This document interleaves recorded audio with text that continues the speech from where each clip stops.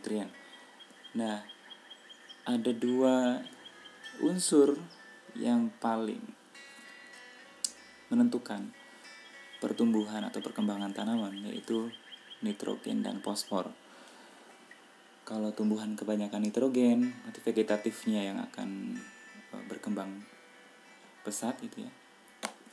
Kemudian kalau sudah memasuki masa reproduktif, biasanya fosfornya akan lebih banyak, sehingga NP kemudian ditambah K sebagai makronutrien primer, itu biasanya kemudian dikomersilkan menjadi pupuk NPK ya. Nah, penggunaan nutrien pada tumbuhan ini tentunya selain untuk membangun biomasa sehingga nanti akan menjadi yield ya, juga diperlukan untuk aktivitas gitu kan. Nah, penggunaan nutrien pada tumbuhan berkaitan dengan hal tersebut, ini dikenal adanya NUE atau Nutrient Use Efficiency, efisiensi penggunaan nutrien. Apa sih maksudnya NUE itu? NUE merupakan kemampuan suatu genotip ya. Sorry, ini saya typo ya. Ini genotip.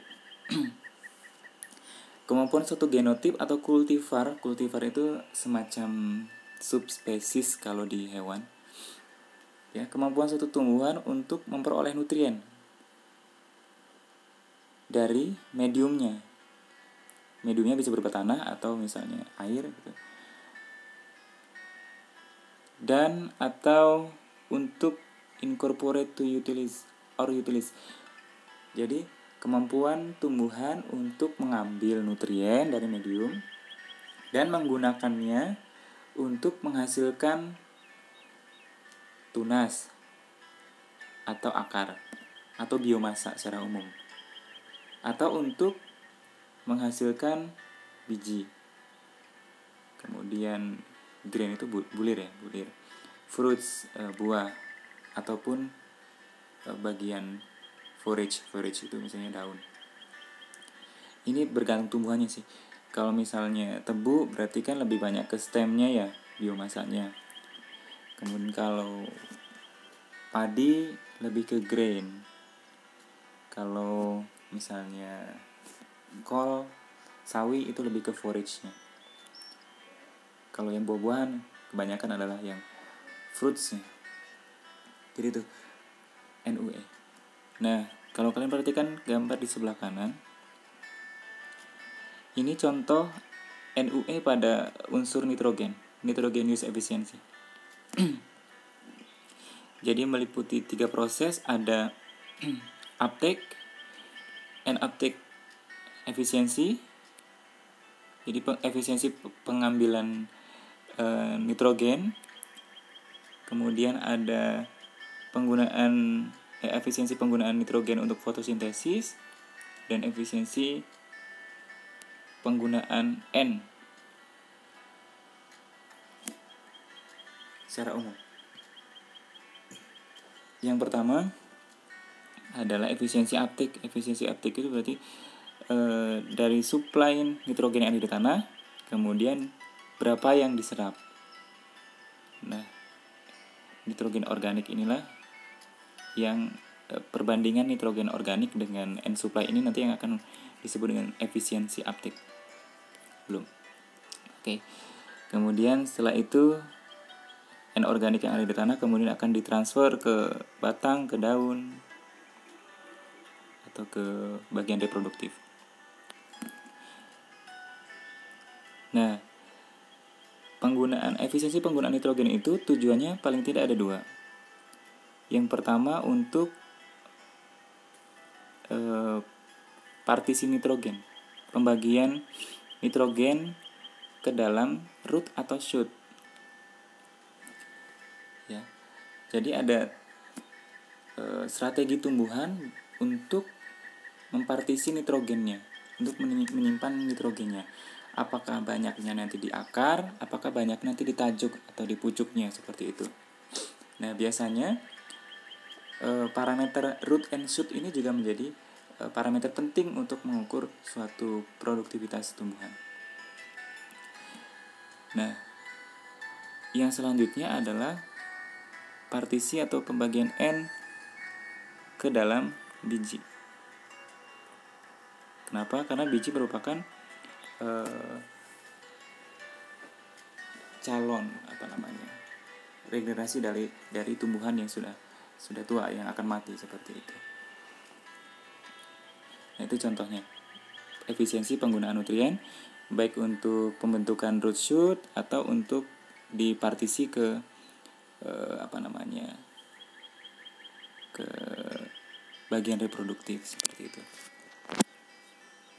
Nah, bagaimana untuk mengukur NUE pada suatu tanaman?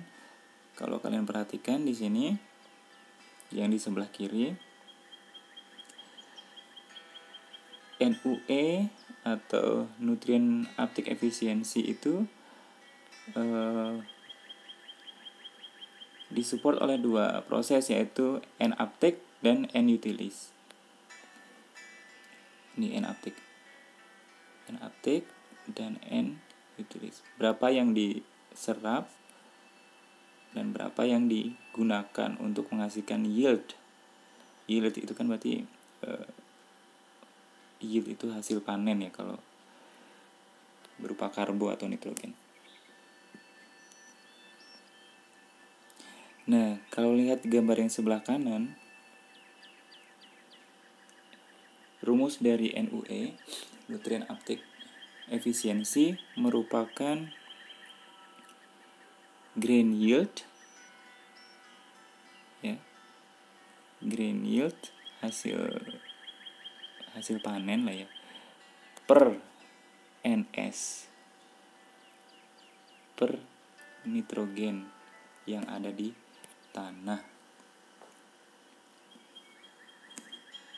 Oke, tadi NUE terdiri atas dua proses, yaitu nitrogen uptake efficiency dan nitrogen utilization efficiency. N-uptake ini persamaannya adalah NT per NS. Efisiensi pengambilan nitrogen itu merupakan NT, berapa banyaknya nitrogen yang ada di tanah dibandingkan dengan nitrogen yang ada di N-uptake sama dengan nitrogen yang ada di tanaman dibandingkan dengan nitrogen yang ada di tanah. Jadi seberapa efisien tumbuhan itu menyerap nitrogen itu dilihat dari perbandingan kadar nitrogen yang ada di tanaman dengan dibandingkan dengan kadar nitrogen yang ada di tanah. Itu maksudnya. Kalau nitrogen utilization efficiency atau efisiensi penggunaan nitrogen itu dilihat dari berapa hasil panennya dibandingkan dengan kadar nitrogen tanaman secara umum. Misalnya kalau padi, berarti berapa kilo gabah yang dihasilkan per bobot tanaman secara umum, mulai dari akar, kemudian batang daunnya, termasuk gabahnya. Ya, itu adalah cara untuk mengukur efisiensi penggunaan nitrogen ya, sebagai contoh NUE. Ya, jadi intinya tidak ada sistem yang benar-benar full. Berapa yang diserap itu tidak akan sebanyak berapa yang ada di dalam tumbuhan. Yang di tumbuhan itu juga nanti tidak semuanya digunakan untuk menghasilkan yield. Ya, jadi ada proses efisiensi, akan semakin mengerucut seperti itu. Nah, ini berapa yang diperoleh tumbuhan, nanti tidak semuanya akan diasimilasi. Yang diasimilasi oleh tumbuhan tidak semuanya nanti digunakan untuk membentuk jagung misalnya ini. Seperti itu. Nah, Perhatikan gambar ini merupakan peningkatan suplai nutrien atau konsentrasi nutrien pada tanaman yang dihubungkan dengan pertumbuhan atau yieldnya atau hasil panennya. Seperti yang kita bahas di awal tadi bahwa tumbuhan akan dibagi menjadi tiga fase kondisi berdasarkan konsentrasi nutriennya. Ada defisiensi, ada kondisi optimum atau maksimum yield, dan ada kondisi yang toksik, seperti itu. Coba perhatikan, ternyata ketika defisiensi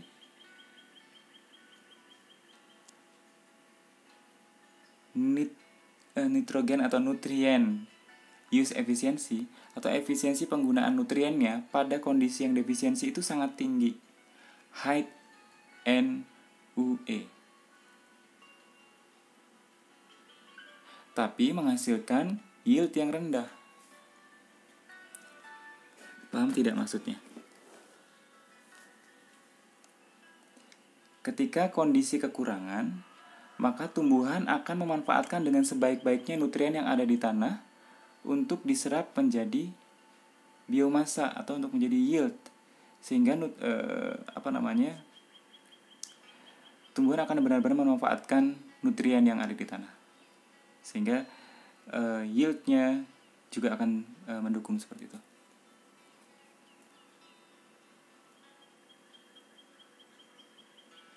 Sementara itu, kalau kondisinya maksimum, nutriennya maksimum, maka ya biomasanya akan wajar kalau bagus. Tapi di situ efisiensi penggunaan nutriennya akan menurun.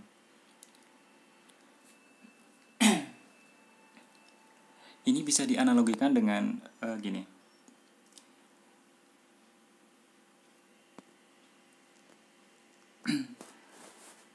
Orang yang sudah misalnya terbiasa untuk hidup mapan gitu, hidup serba berkecukupan, maka dia tidak akan terlalu merasa butuh dengan kebutuhan primer, misalnya makan dan segala macam. Ya dia kan agak abai terhadap makanan. Tapi kalau misalnya orang yang kekurangan, maka dia akan memanfaatkan kondisi jika ada makanan. Begitu juga dengan tumbuhan ini. Ketika defisiensi, efisiensi penggunaan nutriennya akan benar-benar dimanfaatkan, dioptimalkan untuk menghasilkan yield. Ya, meskipun yieldnya akan kecil. Kenapa kecil? Ya karena supply nutriennya juga kecil. Ya, jadi low yield atau high NUE ini terjadi ketika kondisi defisiensi, dan ketika kondisi optimum atau maksimum, efisiensi penggunaan nitrogennya akan rendah tapi menghasilkan yield yang tinggi. Nah, faktor apa saja yang mempengaruhi perubahan dari efisiensi yang tinggi ke rendah? Ini pastinya akan ada faktor-faktor berikut ini. Contohnya adalah faktor fertilizer, pemupukan. Kalau pemupukan berarti akan semakin banyak nutrien yang tersedia di tanah.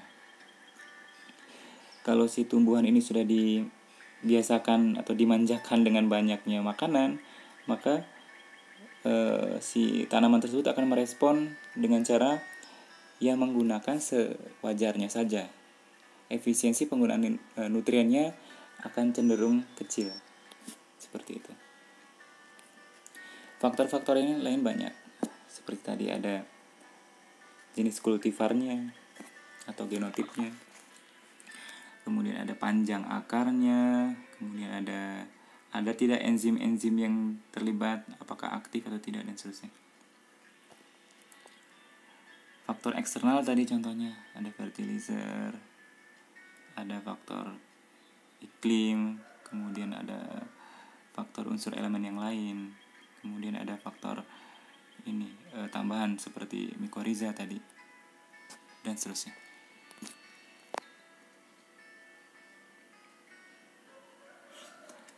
Ya, bahwa proses penyerapan nutrien, kemudian bagaimana nutrien itu diasimilasi, kemudian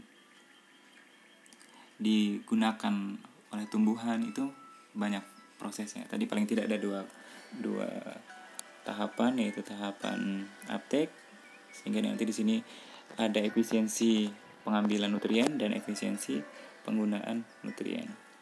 Tadi sudah kita sebutkan bahwa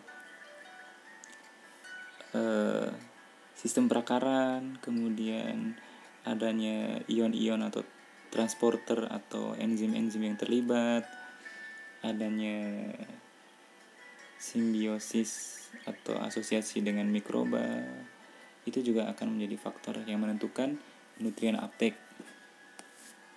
Kemudian kalau untuk asimilasi dan utilisasi, ini melibatkan proses tentunya regulasi, metabolisme, kemudian transport interseluler maupun asimilasi dan remobilisasi. Nah, ini contoh yang fertilizer tadi.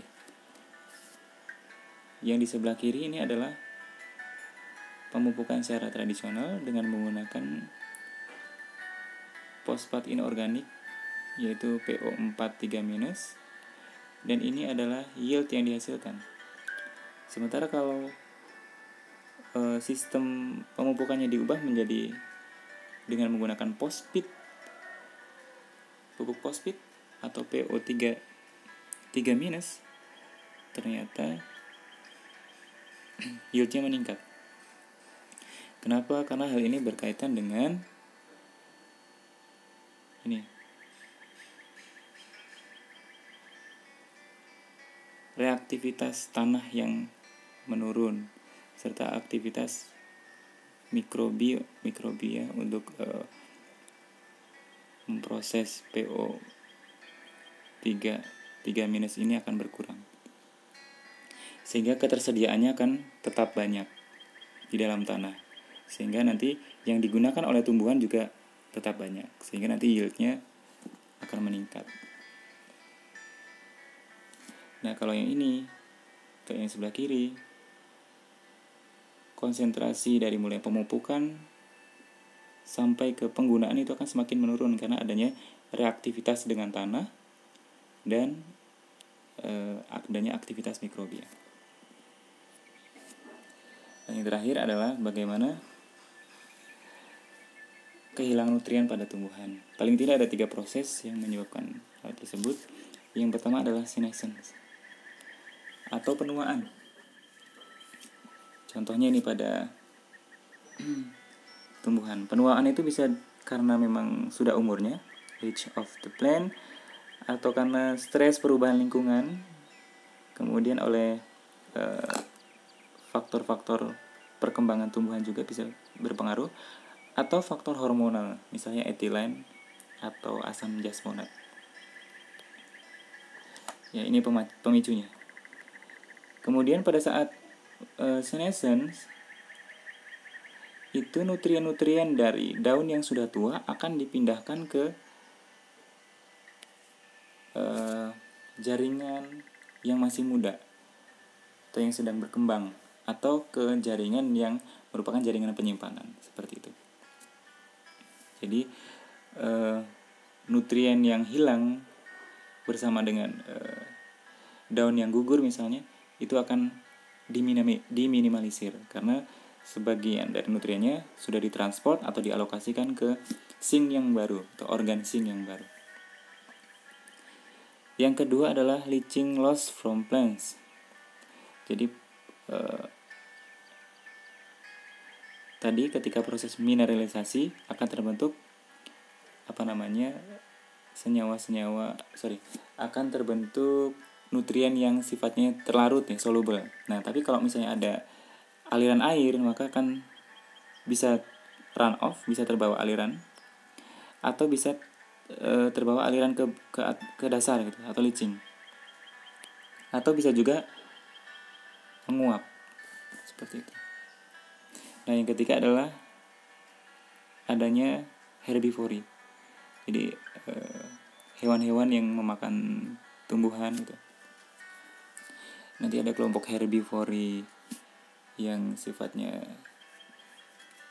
spesifik, hanya memakan jenis tumbuhan tertentu, atau yang general, yang memakan berbagai jenis tumbuhan. Itu juga bisa mengurangi kandungan nutrien yang ada di tanaman. Baik, demikian kuliah kita pada hari ini. Semoga bermanfaat. Kalau ada pertanyaan, silakan ditulis di kolom forum. Nanti akan direspon. Terima kasih. Assalamualaikum warahmatullahi wabarakatuh.